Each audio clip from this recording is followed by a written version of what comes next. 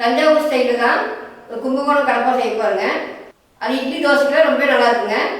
வாங்க எப்படி செய்யலான்னு பார்க்கலாம். அது தேவையானது வந்து பாசிப்பருப்பு எடுத்துக்கலாங்க. பாசிப்பருப்பு வந்து 100 கிராம் எடுத்துக்கிறேன். அது குக்கரில் போட்டு நம்ம கழுவி எடுத்துக்கலாம். பருப்பை வந்து கழுவி எடுத்துட்டுங்க.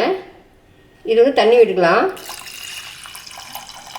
குக்கரில் அடுப்பில் வச்சுக்கிறேங்க.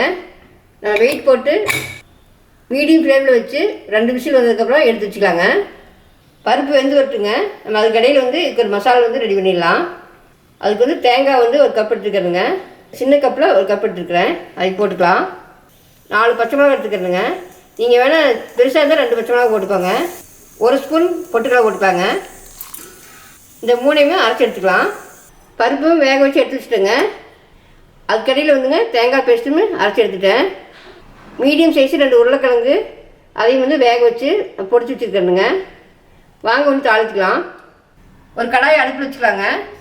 வச்சுட்டு 4 ஸ்பூன் எண்ணெய் ஊற்றிக்கலாம். எண்ணெய் காஞ்சிச்சுங்க.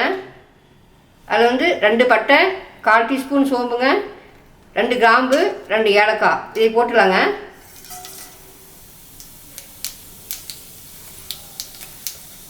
அடுத்து வெங்காயம் போட்டுக்கலாங்க.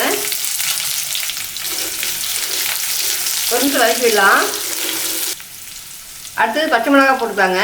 நான் சின்ன பச்சை மிளகாய்ங்காட்டி 4 எடுத்துருக்கிறேன். நீங்கள் பெரிய சைஸாக இருந்தால் 2 எடுத்துக்கோங்க. இதே கருவேப்பிலை கொஞ்சம் போட்டுக்கலாங்க. போட்டு நல்லா வதக்கி விடலாம். வெங்காயம் வந்து நான் வந்து ஒரு பெரிய சைஸில் ஒரு வெங்காயம் எடுத்துக்கிறேனுங்க. அது சொல்கிறதுக்கு மறந்துட்டேன். இஞ்சி பூண்டு பேஸ்ட்டு வதங்கிடுச்சுங்க. அடுத்து வந்து தக்காளி போட்டுக்கலாங்க. நான் மீடியம் சைஸ் தக்காளி 1 கட் பண்ணி வச்சுக்கிறேன். அதை போட்டுக்கலாம். நீல வாக்கில் கட் பண்ணி வச்சுக்கிறேங்க. அது கூட வந்து சின்ன சைஸில் ஒரு கேரட் எடுத்து நான் நீல சைஸில் கட் பண்ணி வச்சுக்கிறேன். இதையும் போட்டுக்கோங்க.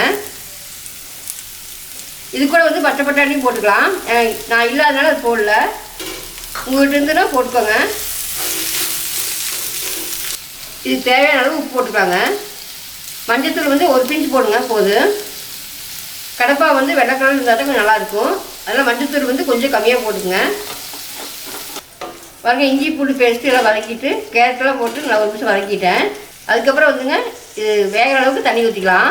1 டம்ளர் தண்ணி ஊற்றிக்குங்க. இந்த டம்ளரில் பாருங்கள், தண்ணி ஊற்றி நம்ம ஒரு 5 நிமிஷம் கொதிக்க வச்சோம். நல்லா வெந்து வந்துச்சுங்க. இதுக்கப்புறம் வந்துங்க ஒரு உருளைக்கிழங்கு எடுத்து நான் வேக வச்சு நான் பொடிச்சு வச்சுருக்கிறேன். அதை போட்டுக்கலாம். நீங்கள் பெரிய சைஸாக இருந்தால் ஒரு உருளைக்கிழங்கு போதும். கொஞ்சம் மீடியம் சைஸ் அப்படின்னா 2 போட்டுக்குங்க. இந்த உருளைக்கிழங்கு வந்துங்க இந்த மசாலையை வந்து 1 நிமிஷம் கொதிக்கிட்டு உருளைக்கிழங்கு போட்டு 1 நிமிஷம் கொதிச்சுங்க. அடுத்து வந்து தேங்காய் பேஸ்ட் ஊற்றிக்கலாங்க. அதுக்கு தண்ணி கலக்கி ஊற்றிக்குங்க. இந்த தேங்காய் வந்து பச்சை வாசம் போகிற அளவுக்கு ஒரு 2 நிமிஷம் கொதிக்க விடலாம். தேங்காய் பேஸ்ட் போட்டு 2 நிமிஷம் கொதிச்சிச்சுங்க. பச்சை வாசம் எல்லாம் போயிடுச்சு. இனி வந்து நம்ம பருப்பு ஊற்றிக்கலாம். நான் வேக வச்சு வச்சுக்க முடியுங்களா, அந்த பருப்பு ஊற்றிக்கலாம். இந்த பருப்பு போட்டதுக்கப்புறம் ஒரு 2 நிமிஷம் கொதிக்க விடுங்க.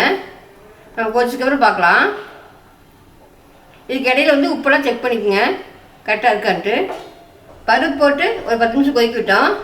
நல்லா வெந்து வந்துச்சுங்க. கடப்பா வந்து நல்லா ரெடி ஆகிடுச்சு. நல்லா பாருங்கள், கலர்ஃபுல்லாக நல்லா கடப்பா கலர்லேயே வந்துச்சு வருங்க. இனி வந்து மல்லித்தலை ஓட்டி இறக்கிடலாங்க. பாருங்கள், இது மாதிரி இட்லி தோசைக்கெல்லாம் செமையாக இருக்கும். கும்பகோணம் கடப்பா வந்துங்க இட்லிக்கு மட்டும் இல்லாமல் தோசைக்கு, இடியாப்பம், ஆப்பம் இது மாதிரி எல்லாருக்கும் வச்சு சாப்பிட்லாம். ரொம்பவே நல்லா இருக்குங்க. நீங்களும் இதே மாதிரி செஞ்சு சாப்பிட்டு எப்படி இருக்குன்னு சொல்லுங்கள்.